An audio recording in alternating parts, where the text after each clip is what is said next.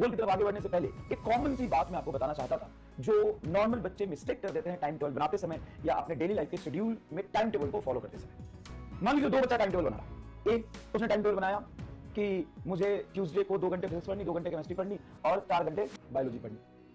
ठीक है साहब, अब मंडे खत्म हुआ, ट्यूसडे का दिन आया, अब उसने 2 घंटे फिजिक्स पढ़ी, खोल के देखा अच्छा फिजिक्स में ये चल रहा है, अच्छा चलिए पढ़ लिया।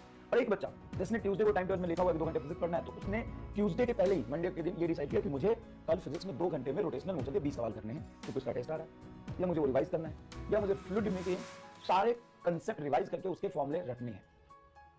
ठीक है, या मुझे ग्रेविटेशन के 50 सवाल करने हैं 2 घंटे। अब वो दिन आया, ये बच्चा बैठेगा पढ़ने, अच्छा फिजिक्स का टाइम आ गया, फिजिक्स पढ़ना, फिजिक्स खोला तो 2-4 मिनट उसका लगेगा अच्छा फिजिक्स में क्या चल रहा है, क्या पढ़ना है मुझे।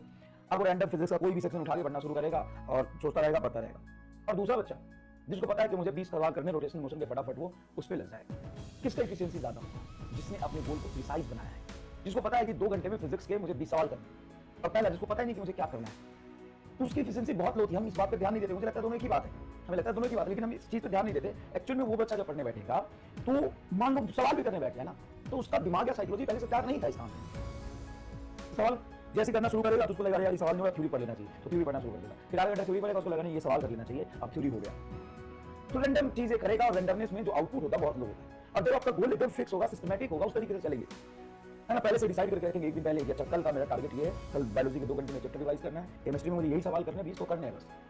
तो उसके लिए आपका बैक ऑफ द माइंड, आपका अनकॉन्शियस ब्रेन इस काम के लिए तैयार रहता है, तो उसकी एफिशिएंसी ज्यादा रहती है। मैं ये नहीं कहता कि टाइम टेबल ही बना के पढ़ा जाए, मैं ये कहता हूँ कि आपकी पढ़ाई सिस्टमैटिक होनी चाहिए।